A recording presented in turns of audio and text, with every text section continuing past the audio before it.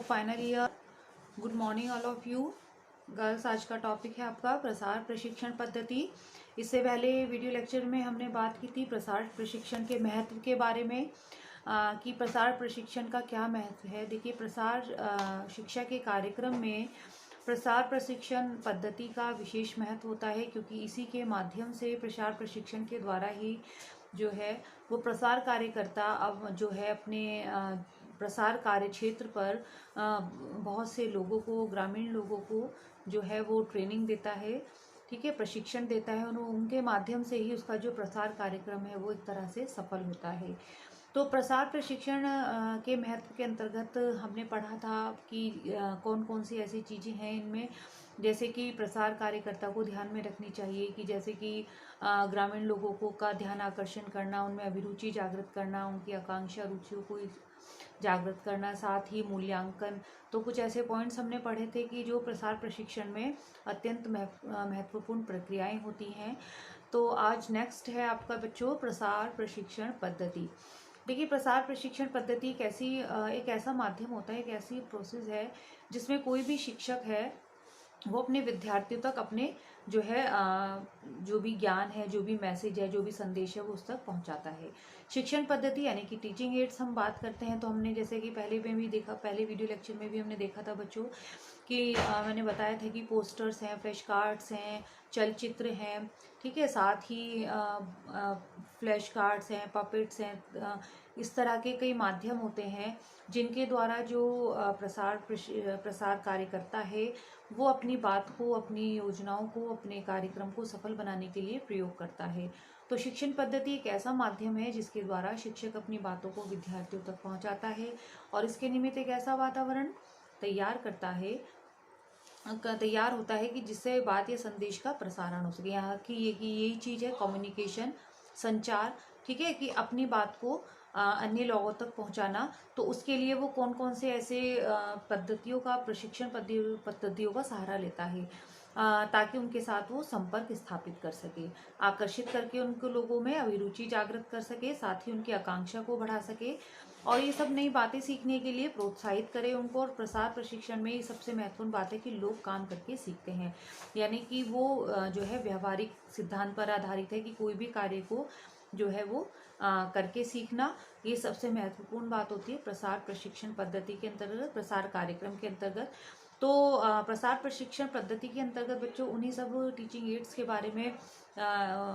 बात की जाती है कि जिसके माध्यम से एक प्रसार कार्यकर्ता अपने बातों को, अपने संदेश को लोगों तक पहुंचाता है, अपने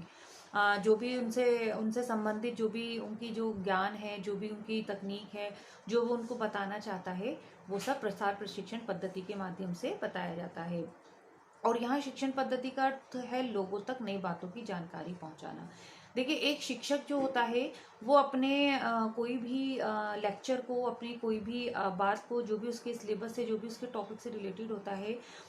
जब उससे संबंधित महत्वपूर्ण तथ्य, महत्वपूर्ण कॉन्सेप्ट जो है वो अपनी शिक्षा, अपने विद्यार्थियों को बताता है, तो वो भी एक तरह से शिक्षण पद्धति के अंतर्गत ही आता है। साथ ही प्रसार कार्यक्रम के अंतर्गत लोगों तक नई जानकारियों को पहुंचाना, नई तकनीकी के बारे में उनको बताना, उनसे संबंधित जो भी नई योजनाएं हैं जिनका वो लाभ उठा सकते हैं, जिनको उनसे लाभ मिल सकता है, जिससे उनका जो है भविष्य जो है वो सर्वोन्मुखी हो सकता है, जिससे उनका विकास हो सकता है, जिससे वो अपने लिए संसाधन जुटा सकते हैं। तो ऐसी सारी महत्वपूर्ण जानकारियां ग्रामीण लोगों तक पहुंचाना ही यहाँ प्रसार प्रशिक्षण पद्धति के अंतर्गत आता है, ठीक है गर्ल्स। और साथ ही जिसमें सीखना प्रक्रिया को बढ़ावा मिलता है कि जो है व्यक्ति जो है वो ज़्यादा से ज़्यादा सीखे ताकि वो अपने लिए संसाधनों को जुटा सके और प्रभावकारी शिक्षण का आयोजन प्रसार कार्यकर्ता कर पाता है।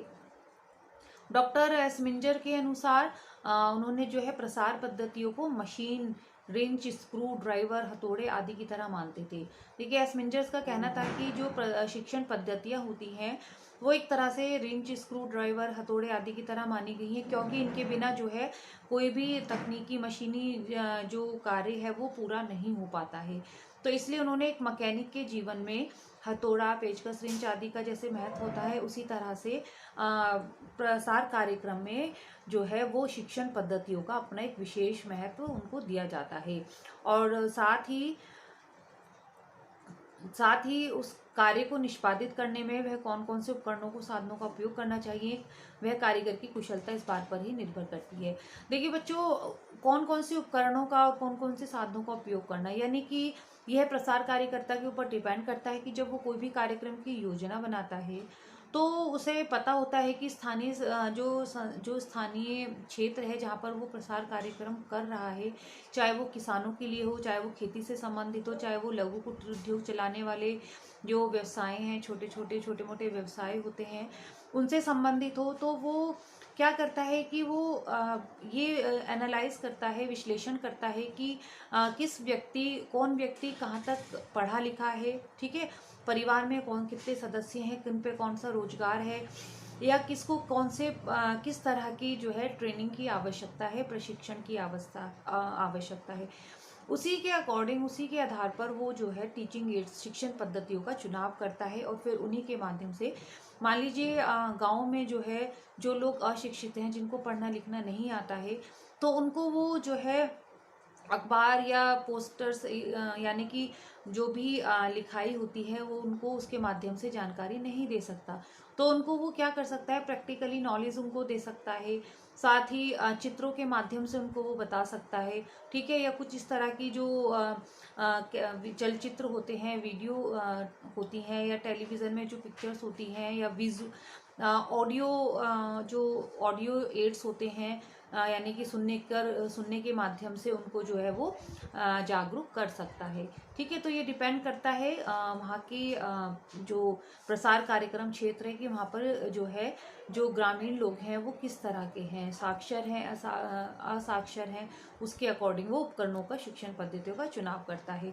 साथ ही उपकरण के सही चयन और उपयोग प्रणाली द्वारा ही कोई कारीगर प्रभावशाली ढंग से कठिन कार्य को निष्पादित कर पाता है। और प्रसार कार्यकर्ता को सभी प्रसार पद्धतियों का भली भांति से परिचित होना चाहिए। मान लीजिए कोई भी वो टीचिंग एड्स यूज कर रहा है, प्रसार पद्धति यूज कर रहा है, तो वो उसको ऑपरेट करना आना चाहिए, उसको वो पता हो, उसके बारे में उसको स्वयं को भी ज्ञान होना चाहिए कि ये वाला जो टीचिंग एड्स है वो किस तरह से यूज होगा, ठीक है, और कब कौन सी पद्धति को उसे कहाँ पर उपयोग में लाना है, यह भी प्रसार कार्यकर्ता को पता होना चाहिए। प्रशिक्षण पद्धतियों का वर्गीकरण के ऊपर बात करते हैं बच्चों कि प्रसार प्रशिक्षण पद्धतियां, तो आपने पढ़ा कि प्रसार प्रशिक्षण पद्धतियां क्या होती हैं कि जिसके द्वारा जो है लोगों को जागरूक किया जाता है, उनको मोटिवेट किया जाता है, उनके माध्यम से जो है उनको शिक्षित किया जाता है, साथ ही उन्हें जागरूक किया जाता है और अलग अलग जो है इस क्षेत्र के बारे में उनको ज्ञान दिया जाता है। अब प्रसार प्रशिक्षण पद्धतियों का वर्गीकरण भी निम्न अलग अलग आधारों के अनुसार किया जाता है कि प्रसार प्रशिक्षण के निमित्त प्रसार शिक्षा शास्त्री द्वारा अनेक शिक्षण पद्धतियों का विकास किया गया और प्रसार प्रशिक्षण प्रणाली जो में लचीलापन इस बात का द्योतक है कि प्रसार कार्य कठोर नियम बदला पर नहीं चल सकता, नियमों पर नहीं चल सकता। सॉरी गर्ल्स, यहाँ पर थोड़ा मिस प्रिंट हो गया है, कठोर नियमों पर नहीं चल सकता, आप इसको सही कर लेना, कठोर नियमों पर नहीं चल सकता। यानी कि ये देखिए बच्चों, ये हमने प्रसार शिक्षा की जब हम बात कर रहे थे तो हमने उसकी विशेषता के अंतर्गत भी पढ़ा था कि जो प्रसार शिक्षा होती है वो लचीली होती है, ठीक है, इसमें जो है फ्लेक्सिबिलिटी होती है, यानी कि इसको समय स्थिति के अनुसार, परिस्थितियों के अनुसार इसमें फेरबदल किया जा सकता है। ऐसा नहीं होता है कि जो बिल्कुल फिक्स कर दिया जाए। तो प्रसार प्रशिक्षण प्रणाली में लचीलापन होना चाहिए क्योंकि इसमें कठोर नियम पर कोई कार्य नहीं चल सकता है, ठीक है, क्योंकि प्रसारकर्ता को विभिन्न परिस्थितियों और लोगों के साथ काम करना पड़ता है और जिस प्रकार दो व्यक्तियों की बौद्धिक, शैक्षिक, आर्थिक, सामाजिक स्तरों में अंतर पाया जाता है। देखिए अभी वही बात यहाँ पर बच्चों लागू होती है। मैंने अभी आपको बताया कि ग्रामीण क्षेत्र में जहाँ पर भी वो प्रसार कार्यक्रम कर रहा है, कार्यक्रम का आयोजन कर रहा है, तो वहाँ पर हर एक बंदा जो है वो सबकी बौद्धिक, शैक्षिक, आर्थिक, सामाजिक स्तर में अंतर पाया जाता है, ठीक है, कोई कम पढ़ा लिखा होता है, कोई ज़्यादा पढ़ा लिखा होता है, कोई आर्थिक रूप से कमज़ोर है, कोई आर्थिक रूप से स्ट्रांग है, कोई उनके सामाजिक स्तरों में, उनके रीति रिवाज, मान्यताओं में, रीति रिवाजों में भी अंतर पाया जाता है। तो इसके आधार पर उसी प्रकार भौगोलिक पर्यावरण की स्थितियाँ हुई, यातायात सुविधाएं हुई, संचार माध्यमों की उपलब्धता आदि पर भी जहाँ एक सी नहीं होती, वहाँ एक ही शिक्षण पद्धति का व्यवहार हर स्थिति में नहीं किया जा सकता। साथ ही देखिए बच्चों, आर्थिक स्थिति, सामाजिक स्थिति को देखकर, छात्रियों की बौद्धिक शैक्षिक क्षमता को देखने के साथ साथ प्रसार कार्यकर्ताओं को यह भी देखना पड़ता है कि वहाँ का भौगोलिक पर्यावरण क्या है, वहाँ पर कोई यातायात की सुविधा है या नहीं, वहाँ पर कोई संसाधन है या नहीं, ठीक है, संचार माध्यम की वहाँ पर उपलब्धता है या नहीं। तो उसी के अनुसार वो प्रसार प्रशिक्षण पद्धतियों का आयोजन करता है और वहाँ पर वहाँ की परिस्थिति और वातावरण के अनुरूप ही वो शिक्षण पद्धतियों का चयन वो प्रभावकारी वहाँ पर सिद्ध हो सकता है। अगर वहाँ पर भौगोलिक पर्यावरण या यातायात सुविधा या कोई भी संचार माध्यमों को, जैसे कि मान लीजिए कोई संचार माध्यम है चलचित्र के माध्यम से उसे देने, लेकिन वहाँ बिजली का प्रबंध नहीं है उस स्थानीय क्षेत्र में, तो वहाँ पर वो चलचित्र का किस तरह से वो दिखाकर वो ग्रामीण लोगों को जो है